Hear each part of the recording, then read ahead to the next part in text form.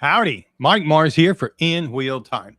I want to invite you to join us this Saturday for our next live episode. We're on Saturday from 10 to 12 a.m. Central Time, and we're streaming on YouTube, Facebook, Twitter, Twitch, and our website, inwheeltime.com.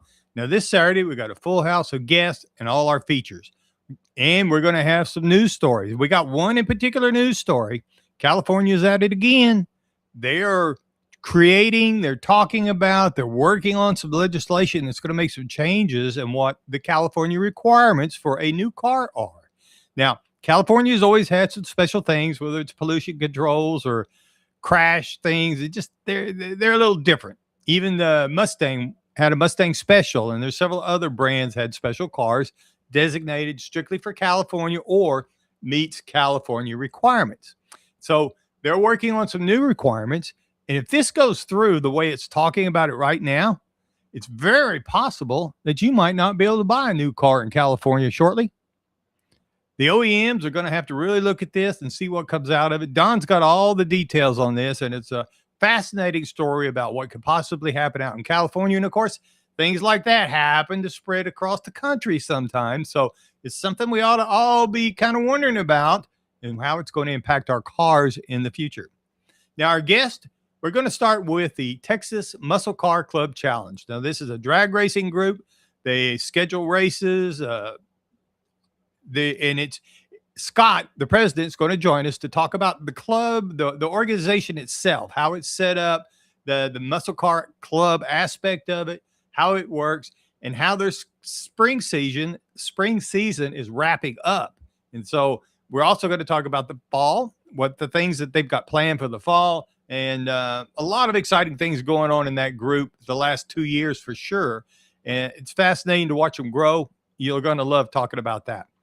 Then we're going to talk to one of our favorite guests, DPS Sergeant Stephen Woodard. Now, he is a DPS officer, but he's got a big smile. He's got a big laugh. He's very human. He's very approachable. It's great fun to talk to him and hear about his stories, how he can interact with people.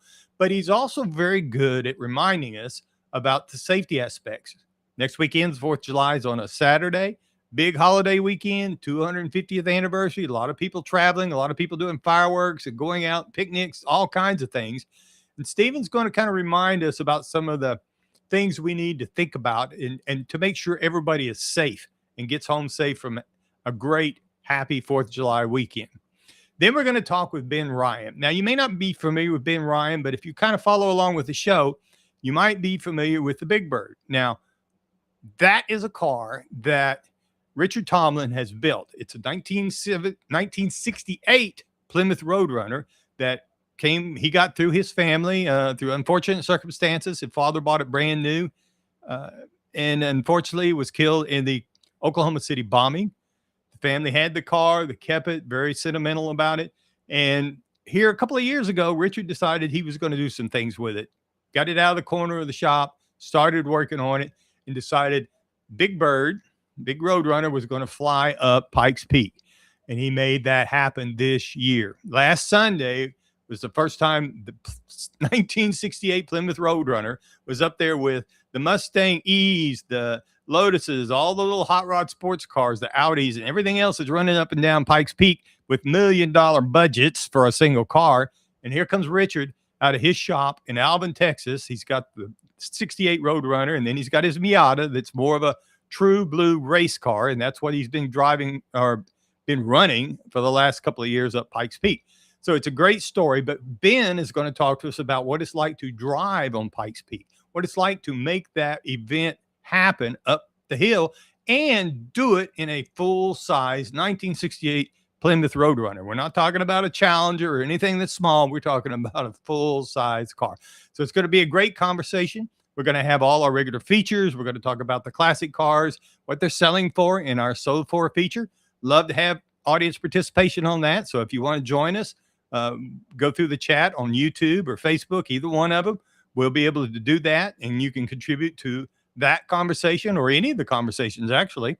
And we're also going to Jeff's Car Culture. Jeff's going to be talking about this recent phenomena of all these engines coming out of the factory. The OEMs, cars coming out with these massive engine recalls because they got trash in the engines. And, what are some of the causes of some of this, and what some of the others, besides the headlines that we get? There's others out there that are doing it. They just don't get the big headlines. So he's going to share some information about that.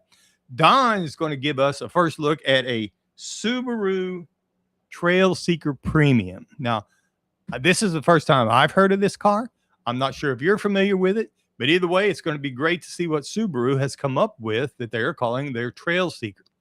Now, I'm going to be talking about in the driving destinations, we're going to be talking about some family events for the 4th of July, basically water parks.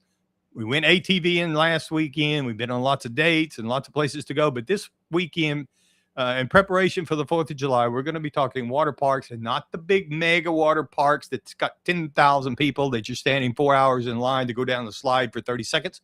We're going to talk about some of the ones that are off a little bit out to the edge of town, a little bit smaller maybe, but they still got all the facilities that the families are going to want to go to the water park to enjoy the 4th of July weekend. So we've got all that. We've got lots of news stories, all our regular features, and it's all this Saturday, June the 27th, from 10 a.m. to 12 noon p.m. Central Time.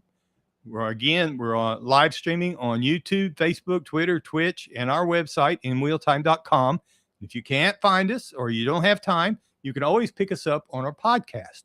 Now, it's available. In Wheel Time Podcast is available on Apple, Spotify, Amazon, iHeartRadio Podcast, Sirius XM Podcast, just about any podcast provider that's out there, including inwheeltimepodcast.com. Now, that's the website, and all our podcasts are posted up there.